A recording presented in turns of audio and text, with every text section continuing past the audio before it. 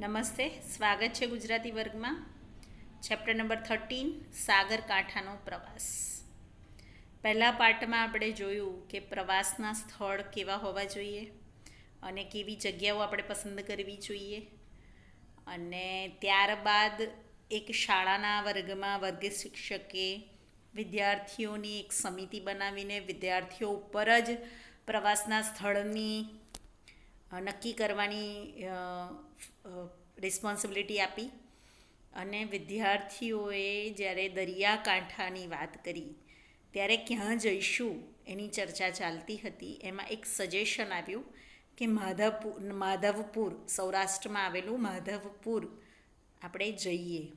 અને આપણે અંતમાં માધવપુર કેવું છે એવો એક લેખ લઈને એક વિદ્યાર્થી આવ્યો હતો અને એ લેખનું વાંચન શિક્ષક કરે છે.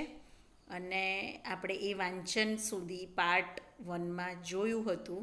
હવે આગળ જોઈએ કે આગળ શું થાય છે. તો જોઈએ માધવપુર નક્કી થાય છે કે નહીં. તો રેવતી કહે છે તો ચાલો માધવપુર. સોમનાથે રેવતી બલરામના પૌરાણિક પાત્રોનો પરિચય આપી આગળ વધવાનું પસંદ કર્યું. સોમનાથ લખ્યું. જો સોમનાથે રેવતીને બલરામના પૌરાણિક પાત્રોનો પરિચય આપી એટલે હિસ્ટોરિકલ કેરેક્ટરની વાત કરીને એમણે આગળ વધવાનું પસંદ કર્યું. અને એમણે પાછું બોર્ડ પર લખ્યું કે સોમનાથ જગ્યાનું નામ છે. અહીંયા શિક્ષકનું નામ પણ સોમનાથ છે અને જગ્યાનું નામ પણ સોમનાથ શિક્ષકે લખ્યું. એટલે કે જે સાહેબ પોતાનું નામ લખવાની ઉતાવળમાં સુદામા અને ગાંધીજીના વતનને ભૂલી ગયા. હવે સુદામા અને ગાંધીજીનું વતન એટલે પોરબંદર. અરે હા, દ્વારકા અને માધવપુર વચ્ચે પોરબંદર ખરું. રાષ્ટ્રપિતાના જન્મસ્થળને કેમ ભૂલાય? ગાંધીજીનો જન્મ પોરબંદરમાં થયેલો હતો અને એ રાષ્ટ્રપિતા તરીકે પ્રખ્યાત છે. એટલે એમનું જન્મસ્થળ રાષ્ટ્રપિતાનું કેવી રીતે ભૂલાય? અને ત્યાંનો દરિયા કિનારો પણ મુંબઈના ચોપાટી વિસ્તારને ભૂલાવી દે એવો છે. એટલે એટલો સરસ છે કે તમે મુંબઈના ચોપાટીને પણ ભૂલી જાઓ. તો સોમનાથનું પ્રભાસ ક્ષેત્ર મનુષ્યના પુરાતન નિવાસનું કેન્દ્ર છે. પ્રભાસ ક્ષેત્ર સોમનાથના મંદિરને આપણે પ્રભાસ તીર્થ પણ કહીએ છીએ. અને મનુષ્યના પુરાતન નિવાસનું એટલે બહુ જ પ્રાચીન સમયથી ત્યાં માણસો વસેલા છે એટલે એનું નિવાસ કેન્દ્ર પણ છે. આ વિસ્તારમાંથી મનુષ્યની પ્રાચીન ખોપરી મળી છે. ખોપરી એટલે જે મનુષ્યના દેહના અવશેષો હોય. અહીંયા પિક્ચરમાં આપેલું છે, તમે જોઈ શકશો. તો એ બહુ જ જૂનામાં જૂની ખોપરી પણ ત્યાંથી મળી આવી છે. અહીંનું મંદિર અનેક વાર તૂટ્યું પણ ભક્તોની શ્રદ્ધા વધતી ગઈ. આપણે હિસ્ટ્રીમાં કદાચ તમે સોમનાથ મંદિર પર કેટલી વાર ચઢાઈ થઈ ને મંદિર કેટલી વાર તૂટ્યું એનો બધો ઇતિહાસ હિસ્ટ્રીમાં તમે ભણ્યા હશો. પણ એ કેટલી વાર તૂટ્યું એના કરતાં ભક્તોની શ્રદ્ધા એની ઉપર વધતી રહી છે એની વાત છે. અત્યારે જે ભવ્ય મંદિર આખા દેશના યાત્રીઓને ખેંચી લાવે છે એ 7મું છે. એટલે 7 વખત મંદિરનો જીર્ણોદ્ધાર થયેલો અને મંદિર અત્યારે જે બનેલું છે 7મી વખત બનેલું ગણાય છે. દ્વારકાનું ત્રિલોક સુંદર જગત મંદિર પણ સમુદ્ર કિનારાની શોભા છે. સર, તમે એકવાર 7 દ્વારકાની વાત કરતા હતા. હા, એ માટે આપણે 5000 વર્ષના ઇતિહાસમાં દાખલ થવું પડે. એટલે એ જે દ્વારકાના મંદિરના ઇતિહાસને જાણવું હોય તો 5000 વર્ષ પહેલાં આપણે હિસ્ટ્રીમાં જવું પડે. વિદ્વાનો કહે છે કે અત્યારનું મંદિર 7મી વાર બંધાયેલું છે. તો કેટલાક સંશોધકો એટલે રિસર્ચ કરવા વાળા માણસો જુદા જુદા સ્થળોને દ્વારકા તરીકે ઓળખાવે છે. દ્વારકા એટલે ભારતના સમુદ્ર માર્ગે પ્રવેશવાનું દ્વાર. એટલે ભારતના સમુદ્ર માર્ગે પ્રવેશવું હોય તો દ્વારકાથી પ્રવેશી શકાય, એટલે એને ગેટવે ઓફ ઇન્ડિયા પણ કહે છે. આમ તો ગેટવે ઓફ ઇન્ડિયા એ મુંબઈમાં જ્યાંથી પહેલીવાર ભારતની શોધમાં આવેલા ત્યાંથી પ્રવેશેલા, એટલે એ ગેટવે ઓફ ઇન્ડિયા તરીકે ઓળખાય છે. પણ અહીંયા દ્વારકાને પણ સમુદ્ર માર્ગે પ્રવેશવાનું દ્વાર હોવાથી ભારતનું એને પણ ગેટવે ઓફ ઇન્ડિયા કહી શકાય છે. એમ તો દીવ દ્વારા પણ વિદેશીઓ ભારતમાં ક્યાં નથી પ્રવેશ્યા. તળાજા પાસેનું ભવનાથ મંદિર ખાસ આજ મહારાજ જલ પર ઉદય જોઈને કવિકાંતનું એક કાવ્ય ભવનાથના સાગર કિનારે રચાયેલું. એટલે ભવનાથ નો સાગર કિનારો છે, એના પર એક કવિએ કવિતા રચેલી એની પંક્તિ છે, આજ મહારાજ જલ પર ઉદય જોઈને. નજીકના મણાર અલંગમાં વહાણ તોડવાનું વિશ્વવિખ્યાત કેન્દ્ર છે. અલંગ નામ સાંભળીએ એટલે આપણને તરત મગજમાં આવે કે મોટા મોટા વહાણો તોડવાનો ત્યાં બહુ જ મોટો બિઝનેસ ચાલે છે. પણ અહીંયા મણાર પણ એક વહાણ તોડવાનું વિશ્વવિખ્યાત કેન્દ્ર છે.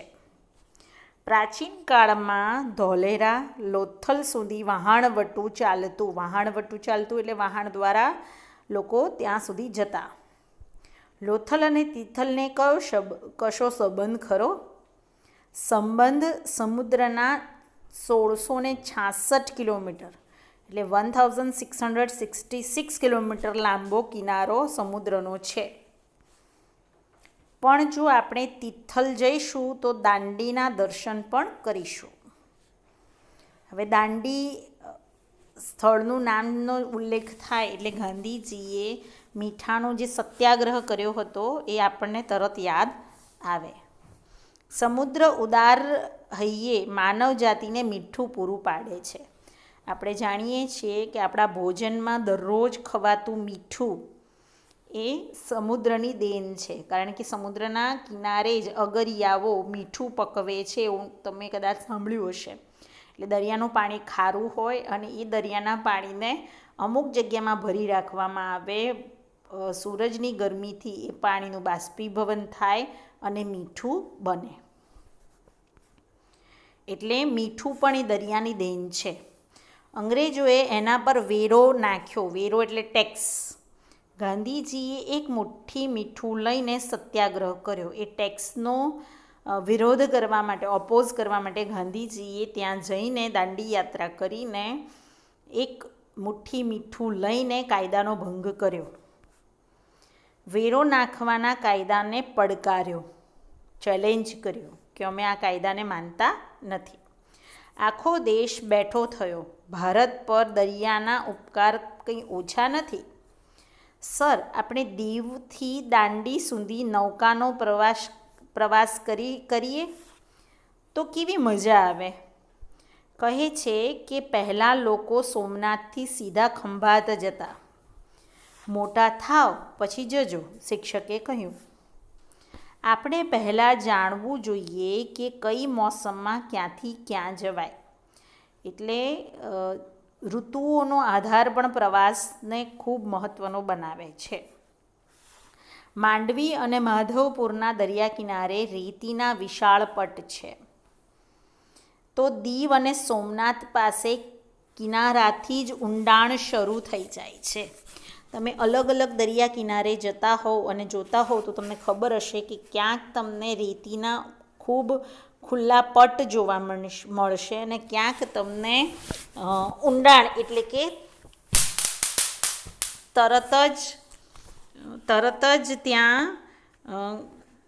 પાણીમાં અંદર ઊંડાણ જેવું લાગે, એટલે ત્યાં તમે દરિયા કિનારાની મોજ માણી શકો નહીં.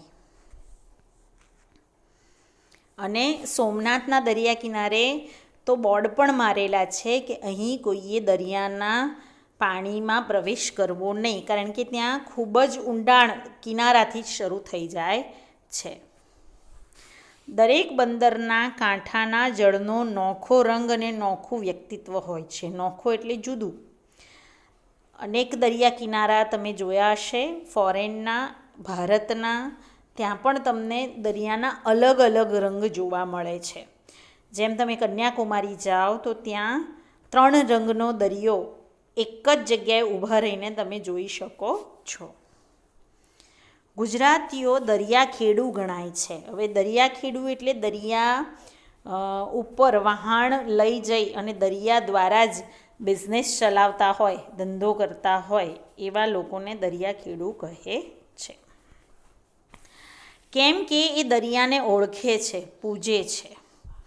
ઝૂલેલાલના ગીત તમે સાંભળ્યા હશે. સિંધીઓ એ ગાય છે. સિંધીઓમાં ખાસ ઝૂલેલાલ શબ્દ ખૂબ જ પ્રસિદ્ધ છે. એટલે એ એમના ગીતો સાંભળવા જેવા છે અને એ ગાય છે. ઝૂલેલાલે હિન્દુ મુસ્લિમને એક માન્યા છે. એ વરુણ દેવનો અવતાર ગણાય છે. તો અહીં હું મારું નામ દરિયાલાલ રાખી શકું? એક વિદ્યાર્થી તરત બોલ્યો. ત્યાં સિંધુ સાહેબની રજા લઈને ગાવા લાગ્યો. ઓ લાલ મીરી પત રખિયો બલા ઝૂલે લાલણ. આ ગીત છે અને સાંભળવા જેવું છે. આઈ હોપ કે તમે એ સાંભળશો. આખો વર્ગ તાળીઓ સાથે જોડાયો. તો આવા સરસ મજાના પ્રવાસની આજે આપણે વાત કરી અને ગુજરાતના દરિયા કિનારે આવેલા પ્રવાસન સ્થળોનો પણ અહીંયા ઉલ્લેખ છે. જ્યારે પણ તમે સ્થળોની મુલાકાત લો તો અવશ્ય તેનો ઇતિહાસ જાણજો અને એના કુદરતી સૌંદર્યને માણજો. Thank you very much.